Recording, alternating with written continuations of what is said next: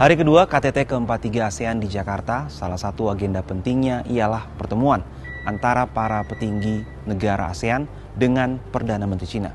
Apa saja yang dibahas dalam pertemuan itu?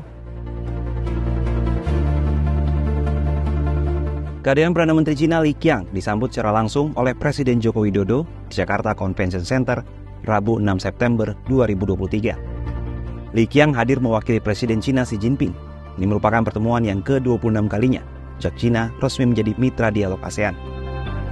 Dalam sambutannya saat membuka KTT ASEAN Cina, Presiden Jokowi mengungkapkan bahwa Cina merupakan salah satu mitra penting ASEAN. Oleh karena itu, keduanya haruslah saling menghormati satu sama lain. Kita perlu memaknai semua ini dengan merealisasikan kerjasama konkret yang saling menguntungkan, di mana hal tersebut hanya bisa dilakukan jika kita memiliki trust satu sama lain yang tentu saja harus dibangun dan dipelihara oleh semua pihak.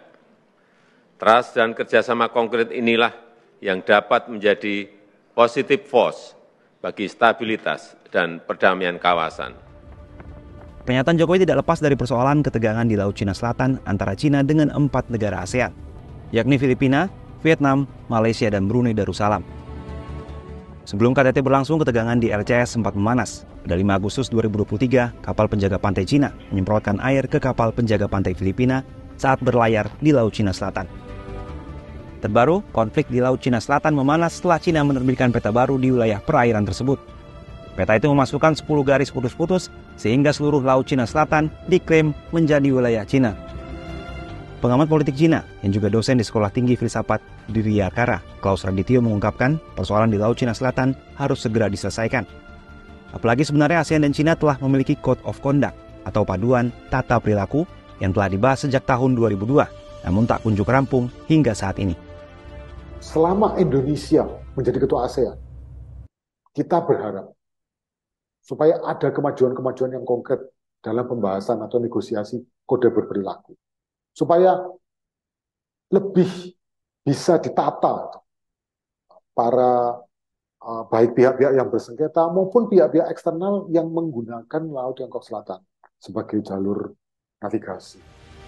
Menteri Luar Negeri Retno Marsudi menyampaikan hasil pertemuan para pemimpin ASEAN pada hari pertama KTT.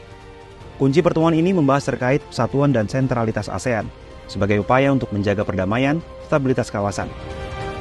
Salah satunya dengan membentuk ASEAN Maritime Outlook untuk mempercepat pembahasan panduan tata perilaku di Laut Cina Selatan antara ASEAN dengan Cina.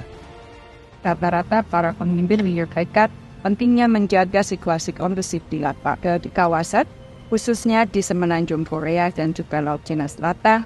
Meski ASEAN dan Cina merupakan mitra dagang terbesar, keduanya haruslah menghormati terkait persoalan hukum. Hal ini penting agar kedua belah pihak bisa sama-sama menjaga kepercayaan demi tercapainya stabilitas dan perdamaian di kawasan.